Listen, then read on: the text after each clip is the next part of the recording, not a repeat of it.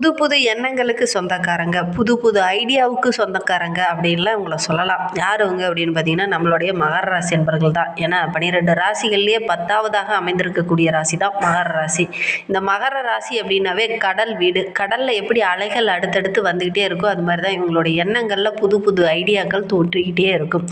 எப்போதுமே மற்றவங்கக்கிட்ட ஐடியா கேட்பாங்க. ஆனாலும் அவங்களுடைய ஐடியாவை இவங்க செயல்படுத்த மாட்டாங்க. தன்னுடைய ஐடியாவை மட்டும்தான் செயல்படுத்தக்கூடியவங்க இந்த மகராசி என்பர்கள் அப்படின்னே சொல்லலாம். எவ்வளோ பிரச்சனை வந்தாலும் அதை பார்த்து சோர்ந்து உட்கார மாட்டாங்க. ஏன்னா சனி பகவானோட ஆதிக்கத்தில் பிறந்தவங்க. அதனால் எவ்வளோ பிரச்சனை வந்தாலும் அதை போராடி வெல்லணும் அப்படின்னு தான் நினைப்பாங்க இந்த மகராசி என்பர்கள் அப்படின்னே சொல்லலாம். தோல்வியை பார்த்து பயப்பட மாட்டாங்க. மறுபடியும் வீறு கொண்டு எழக்கூடியவங்களாக தான் இந்த மகராசி என்பர்கள் இருப்பாங்க. அதனால் மகராசி என்பர்களுடைய ராசி அதிபதி இரக்க சுபாவம் அதிகம் உள்ளவர். அதனால் மனித நேயத்தோடு செயல்படணும் அப்படின்னு விரும்பக்கூடியவங்கள இந்த மகர ராசி என்பர்கள் இருப்பாங்க. 2ஆம் ஸ்தானம் தன வாக்கு குடும்பஸ்தானத்தோட அதிபதி என்பதனால அதிக அளவு பணம் வைத்திருக்கிறது அப்படிங்கிறது இவங்களுடைய கையில் இல்லாத ஒரு விஷயம். பணம் நிறைய வரும், ஆனால் வர்ற மாதிரி வரும். திடீர்னு செலவும் கூடவே வரும். கையில் பொருளாதாரம் அப்படின்னு எடுத்துக்கிட்டிங்கன்னா 10 பைசா கூட இல்லாத ஒரு நிலையம் தான் பெரும்பாலும் இந்த மகர ராசி என்பர்களுக்கு இருக்கும் அப்படின்னே சொல்லலாம். பணம் இல்லை அப்படின்னு எப்பவுமே இவங்க கையில் இருக்காது. எந்நேரம் பணம் இருந்துக்கிட்டு தான் இருக்கும், ஆனால் இல்லாத மாதிரி இருக்கும்.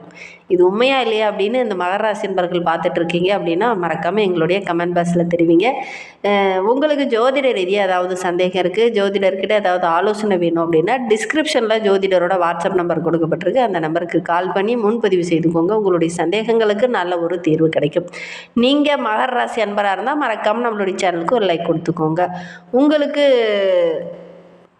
வாழ்க்கை துணையை பற்றி சொல்லக்கூடிய 7ஆம் இடத்தோட அதிபதி சந்திரன் வரார். வாழ்க்கை துணை நல்ல ஒரு கலகலன்னு பேசக்கூடியவங்கள இந்த மகர ராசி என்பவர்களுக்கு வாழ்க்கை துணை அமைவாங்க. ரொம்ப நிதானமாகவும் ரொம்ப பொறுமைசாலியாகவும் அவங்க இருப்பாங்க. வேகமாக ஒவ்வொரு இடத்துலையும் செயல்படுவாங்களே ஒழிஞ்சு விவேகமாக அவங்க செயல்பட மாட்டாங்க. அது உங்களுக்கு ஒரு சில இடத்துல மன வருத்தத்தை கொடுக்கும். வாக்கு சாதுர்த்தியம் படைத்தவங்களாக இருப்பாங்க. கரெக்டாக அதை செயல்படுத்தவும் செய்வாங்க இந்த மகர ராசி என்பர்களுடைய வாழ்க்கை துணை அப்படின்னே சொல்லலாம்.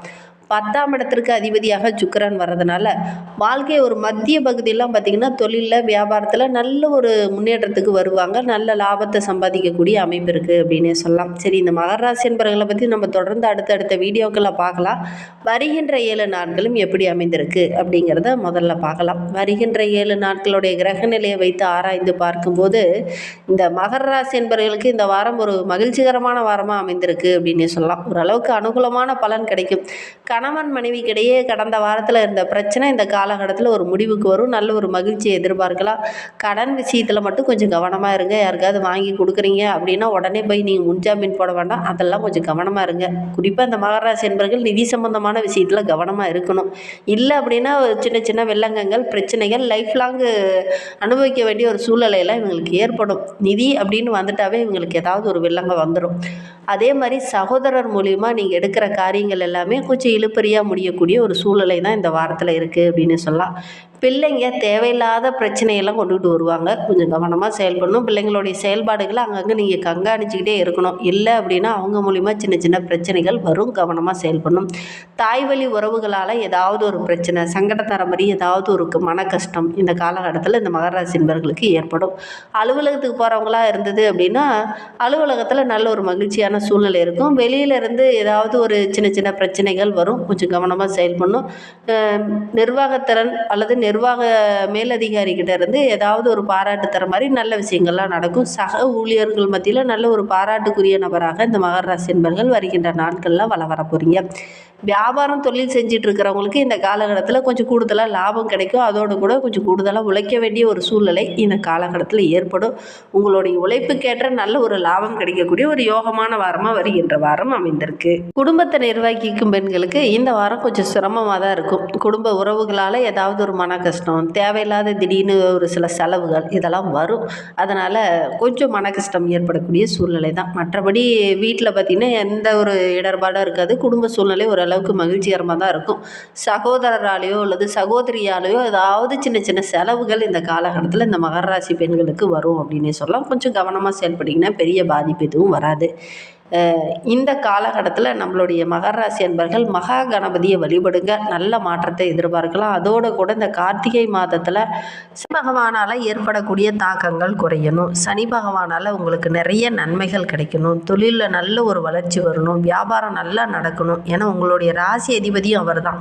அதனால் உங்களுடைய வாழ்க்கை இன்னும் சிறப்பாக இருக்கணும் அப்படின்னா இந்த கார்த்திகை மாதத்தில் ஐயப்பன் வழிபாடை செய்யுங்க. உங்களுடைய வாழ்க்கை ரொம்ப சிறப்பாக இருக்கும். ஒரு மண்டல கால விரதம் இருந்து அந்த ஐயப்பனை போய் தரிசிச்சுட்டு வந்தீங்க அப்படின்னா கண்டிப்பாக உங்களுடைய வாழ்க்கையில் நல்ல மாற்றத்தை நீங்கள் எதிர்பார்க்கலாம். நம்பிக்கையோடு இந்த ஒரு விஷயத்தையும் இந்த மகர ராசி அன்பர்கள் செய்கிறது நல்லது. அப்படி செஞ்சு பாருங்கள், கண்டிப்பாக உங்களுடைய வாழ்க்கையில் ஏதாவது ஒரு சின்ன சேஞ்சஸாவது நடக்கும்.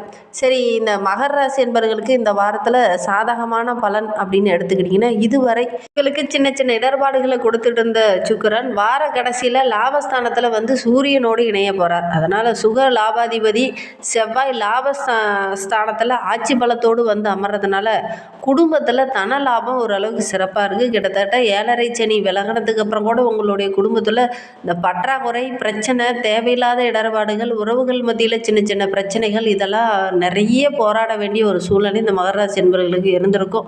வருகின்ற வாரத்தில் அதெல்லாம் கொஞ்சம் குறையும். மன அமைதி கிடைக்கும். இழந்ததெல்லாம் மீட்கக்கூடிய அமைப்பு இருக்குது. புதிய சொத்து வாங்கக்கூடிய அமைப்பு இருக்குது. உங்களுடைய சிந்தனை எல்லாமே கொஞ்சம் தெளிவாக இருக்கும். ரொம்ப உற்சாகமாக செயல்படுவீங்க. புதிய முயற்சி எல்லாமே வெற்றியாக அமையும். அதோட கூட குரு வந்து உச்சம் பெற்று அமர்ந்திருக்கிறார். குருவுடைய பார்வை உங்களுடைய ராசியில் லாபஸ்தானத்துலேயும் தைரியஸ்தானத்துலேயும் விழுவதனால பெரும்பாலான பிரச்சனைகள் வந்தாலும் அந்த பிரச்சனையை எதிர்கொண்டு போராடி வெற்றி பெறக்கூடிய அமைப்பு இருக்குது அப்படின்னே சொல்லலாம். கொஞ்சம் வித்தியாசமாக மாற்றி சிந்திப்பீங்க. உங்களுடைய திட்டமிடுதலே கொஞ்சம் டிஃப்ரெண்ட்டாக இருக்கும். அது எல்லாமே இந்த காலகட்டத்தில் நல்ல ஒரு முன்னேற்றத்தை கொடுக்கும் அப்படின்னு சொல்லலாம்.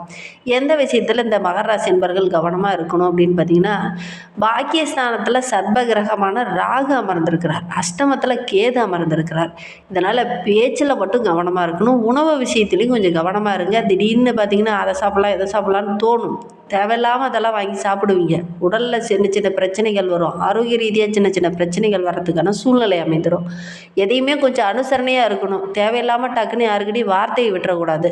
உறவுகளை அலட்சியப்படுத்த வேண்டாம். அதோடு கூட 2ஆம் இடத்துல ராகு பகவான் இருக்கிறதுனால தம்பதிகள் உறவுகளையே சின்ன சின்ன குழப்பங்கள், சின்ன சின்ன நெருடல்கள் இந்த காலகட்டத்தில் வரும். கொஞ்சம் கவனமாக செயல்படுறது நல்லது. முடிந்தால் உடல் ஊனமற்றவங்களுக்கு உங்களால் முடிந்த உதவிகளை இந்த மகர ராசி என்பர்கள் செய்கிறது ரொம்பவும் நல்லது. மகர ராசியில் உத்திராடம் 2, 3, 4 பாதங்களில் பிறந்தவங்களுக்கு வருகின்ற நாட்களை பொறுத்தவரையிலும் நல்ல ஒரு மகிழ்ச்சிகரமான நாட்களாக அமைந்திருக்கு. நீண்ட நாள் கனவெல்லாம் இந்த காலகட்டத்தில் நிறைவேறும். பேச்சில் மட்டும் கொஞ்சம் நிதானமாக இருக்கணும். அவசரப்பட்டு யாருக்கிட்டையும் தடிமனான வார்த்தைகளை பயன்படுத்தக்கூடாது. குறிப்பாக மேலதிகாரிகிட்ட பேசும்போது கொஞ்சம் கவனமாக பேசுங்க. ரொம்ப நாளாக எதிர்பார்த்த விஷயம்லாம் அந்த காலகட்டத்தில் நடக்கும். புதிய வியாபாரம், தொழில் தொடங்குவீங்க. அதற்கான அனுமதியெல்லாம் அந்த காலகட்டத்தில் கிடைக்கும். ஓரளவுக்கு லாபம் கிடைக்கும்.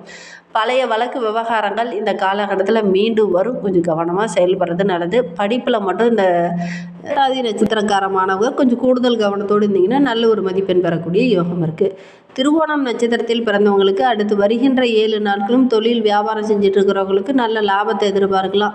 ஒரு சிலர்லாம் பார்த்திங்கன்னா புதிய ஒப்பந்தங்கள்லாம் கையெழுத்தாகும். புதிய இடம், வீடு, வண்டி, வாகனம் வாங்கக்கூடிய அமைப்பு இருக்குது. பழைய வீட்டெல்லாம் புனரமைப்பு பணியில் இந்த காலகட்டத்தில் செய்வீங்க. அல்லது குடிபெயரக்கூடிய அமைப்பெல்லாம் ஒரு சில திருவோண நட்சத்திரக்காரர்களுக்கு இந்த காலகட்டத்தில் அமையும். மற்றவங்க உங்களை பார்த்து பொறாமைப்படுற அளவுக்கு உங்களுடைய வளர்ச்சி இந்த காலகட்டத்தில் ரொம்ப சிறப்பாக இருக்குது அப்படின்னே சொல்லலாம்.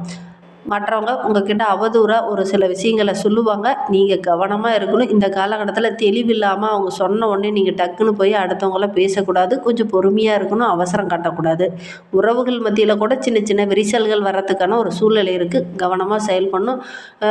சுய ஒழுக்கத்தில் கொஞ்சம் கவனமாக இருக்கிறது நல்லது. அதோடு கூட இந்த மகர ராசியில் அவிட்டம் 1, 2 பாதங்களில் பிறந்தவங்களுக்கு வருகின்ற 7 நாட்களும் உங்களுடைய ராசிக்கு சுக அதிபதியும் லாபாதிபதியுமான பூமிக்காரகன் செவ்வாய் லாபஸ்தானத்தில் வந்து அமர்ந்திருக்கிறது நல்ல ஒரு முன்னேற்றத்தை கொடுக்கக்கூடிய ஒரு அற்புதமான வாரமாக வருகின்ற வாரம் அமைந்திருக்கு.